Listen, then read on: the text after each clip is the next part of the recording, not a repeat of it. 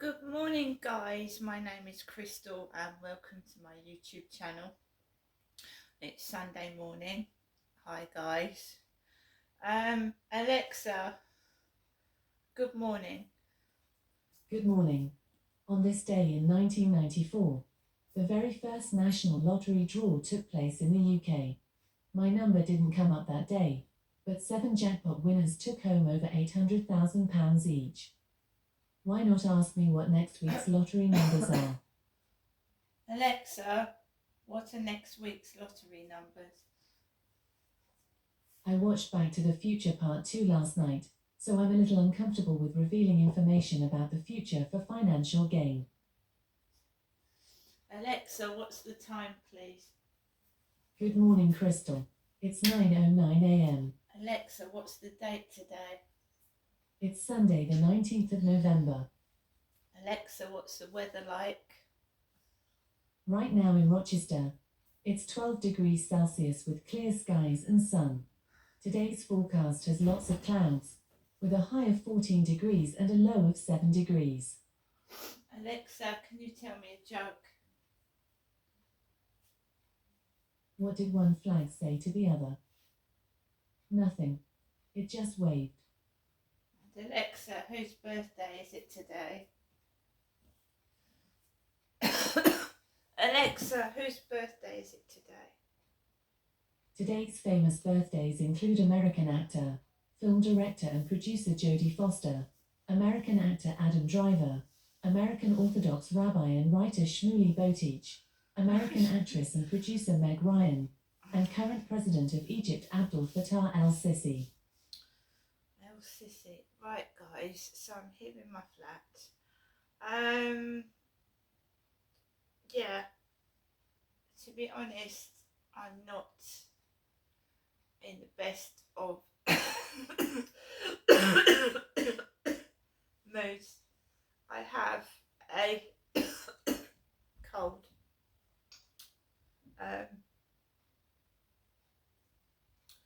I feel upset, so I'm not going anywhere today. Not going anywhere today. I went round to see my mum yesterday. I hadn't seen my mum in a while. I was looking forward to showing the kitten to my mum. I had a cold and I hadn't been feeling well for a while, so I thought it might cheer us both up, but apparently that did not work. It didn't work. I don't know whether it's a bit of jealousy, just spitefulness, or just, I don't know what it was yesterday.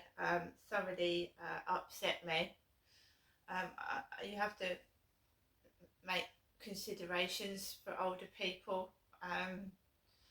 They get cantankerous, they get angry, they get upset, they get fed up with everything, and I understand that. But I was there to help. That's what I was, and if anything, if my mum needed anything, I was there to help. She just wants to go on about my dad all the time, my father Derek. Right, that's fair enough. He was a husband for 54 years, but it upsets me because he was also my dad. And if my dad was so horrible to my mum, and she keeps saying, whenever I go around there, why does she keep talking about him? I keep saying to my mum that, Dad's gone, all that stopped, you should be able to do what you want to do. And not only is she upsetting herself, she's upsetting me as well, and I want to move on. My dad did horrible things to me, I want to move on. But he's dead, the dead should be allowed to rest in peace. I don't want to talk ill of the dead, that's the saying, right? I just wish she'd just move on, because she's upsetting me as well. And now she was talking like she wants me punished. Me punished for what my father did to me. That's what it sounds like. Right? What happened between me and my dad was something I did not consent to. So it seems that my mother wants me punished, right?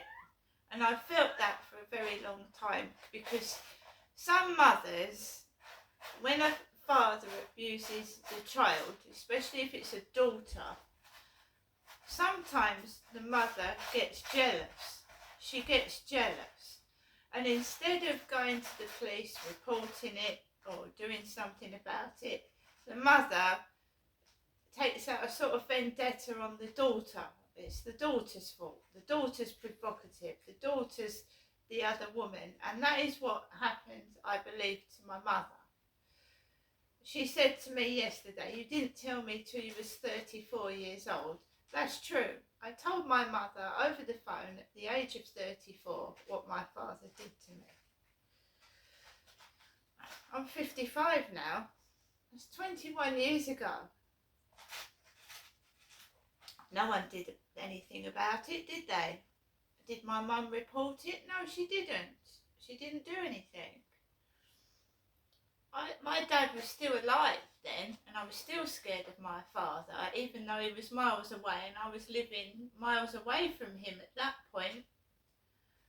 So I don't know what happened, what it went inside my mum's head when I told her that my dad was abusing me. I don't know what went on inside her head. But I've been called the other woman. I said, I'm not an other woman, Dad, he was my father. So she got jealous. Instead of helping me, siding with me, she took the approach that, right, it's a sin against God. I ought to be punished. I should be punished for what my father did to me. I should be punished. Right, and she said something yesterday which actually frightened me, scared me. I was terrified. Right, she's an elderly woman, she's nearly 80, but I was being mocked, I was being laughed at. She was saying it in different words, but she was talking about me. So she said, you've got British blood, Genestra. Your blood is British, right? And then she said something which made me feel like she was in danger in my life. Seriously. I felt I had to go home in a taxi after what she said. She'd said that my father, Derek, was now dust. There was nothing left of him. And she started laughing. Then she said something about me, which made me feel that my life could be in danger. And I had to get into a taxi. And it was a foreign bearded guy, right?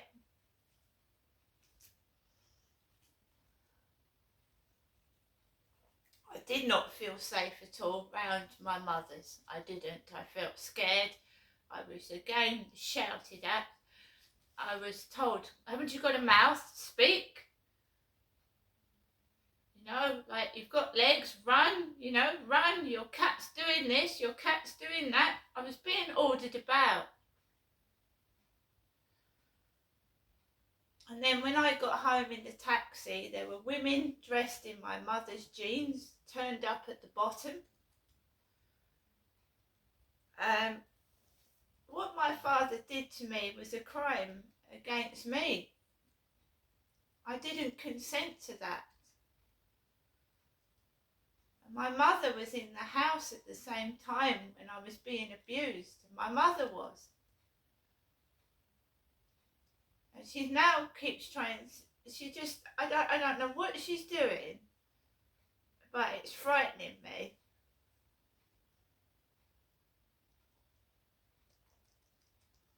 I don't feel safe in my own country. And why would a mother want to verbally attack her own daughter for what her husband did to me? got up and I put my coat on and I put my hat on, and I thought, right, you're my mum. You know, you're my mum, and you're saying wicked, nasty things about my father and about me. My dad's dead. So I felt so alone and so afraid with this woman that had so much hatred inside her. You could see it in her face. And I did not consent to what my dad did to me at all. And I felt scared, I felt upset, I felt sick. And she's an old lady.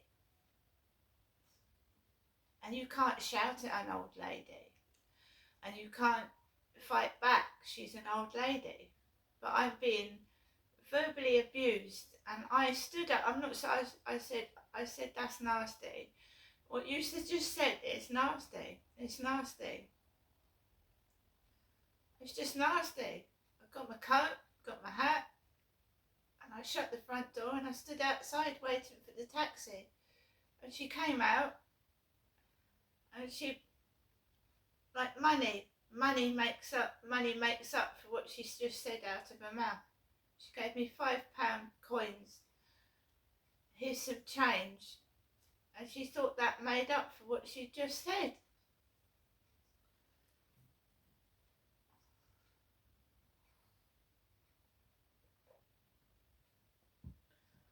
Not physical harm. She's mentally abused me. And that's what I suffered when I first came down in 2008. My dad was abusing me, and she was downstairs in the kitchen talking about what my dad had just done to me. She was speaking out loud and saying, oh, you know, it's just saying things.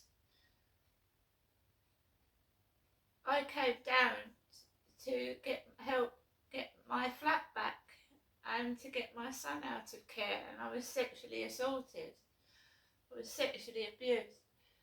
And I'm going up to every week to my mum, who's like trying to destroy me mentally, you know, by trying to make out that it was all my fault, and this is doing me harm. But she's my mother. What am I supposed to do? That's the only relative I've got down in the Medway towns at the moment. Everybody else is scattered everywhere, right? I've got this woman controlling me because what happened between me and my father, she's using it against me.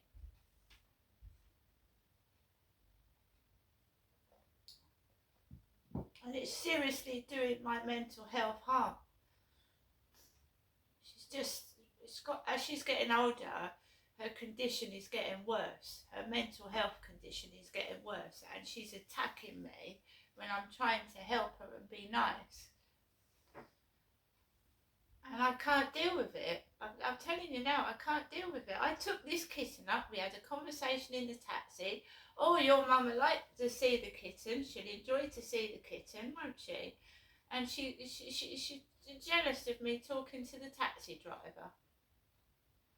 So this poor kitten, she didn't hurt it, but she didn't want to know him. She didn't hurt him.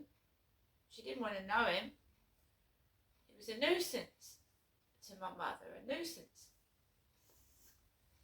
She started opening the doors and then purposely causing trouble so that I had to chase after the kitten. And then she said to me, because I'd said, I'm getting older now, Mum, I'm not in my 20s, I don't want to run around, I don't want to dash and run around, I can't. She said, would you like one of your dad's walking sticks? Would I like one of my father's walking sticks? She'd absolutely tried everything possible to upset me and make me angry.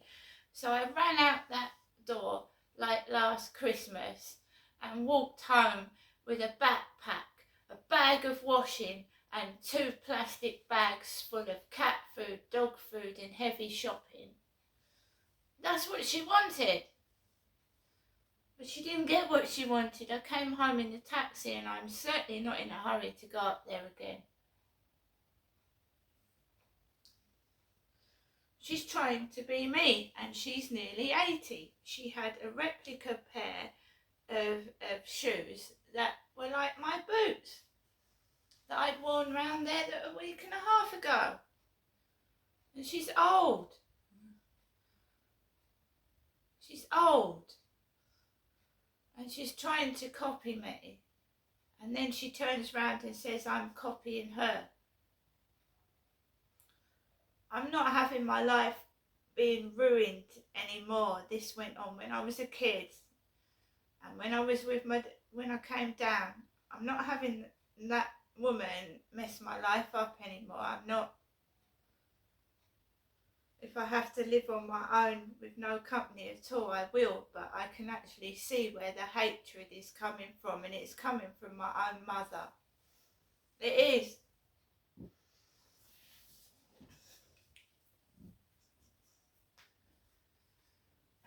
When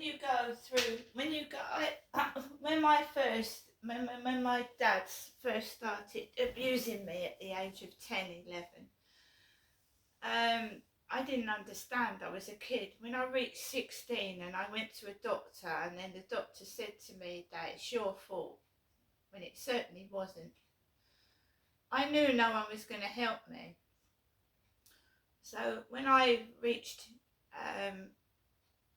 16, 17, 18, I got hold of a book about sexual abuse, and mainly American stories, but it helped me see that it doesn't just happen to me, it happens to other people, women, blokes, other family members abuse children, sisters abuse brothers, brothers abuse sisters. Sexual abuse happens within the family, but it's not just a father and daughter. It happens all over the place, everywhere, but people don't tend to talk about it because it's a forbidden subject. And it was even worse back in the 1980s. You couldn't speak about it. People would condemn you. The church wouldn't speak about it. So I tried to help people myself. It ruins your life, being abused. It ruins it. You can't form proper relationships. You can't. So it does ruin your life. But some mothers do get jealous of the abused daughter. And that's what's happened in my case. Even though my father's dead, she's still very jealous and spiteful. So this book helped me. It went on about all different cases of women being abused and how even right up to their 60s, how it's affected their lives and relationships with partners, husbands and children, how it's affected, how being abused as a child affects you all throughout your adult life, and you're called an adult survivor, right? I've had no support. My mum is condemning me because she can't understand that it was the fault of my dad. She's blaming me. So she keeps thinking God's going to punish me for what my dad did to me. And that's unfair. That's really unfair. And I'm not putting up with it anymore. I'm not. It wasn't my fault. It was my father's. My mother should have actually called the police when I told her what my dad had done. But no, she decided to get jealous and be spiteful. So there you are, guys. That's the truth. Today, what my father did to me as a child has ruined my whole life.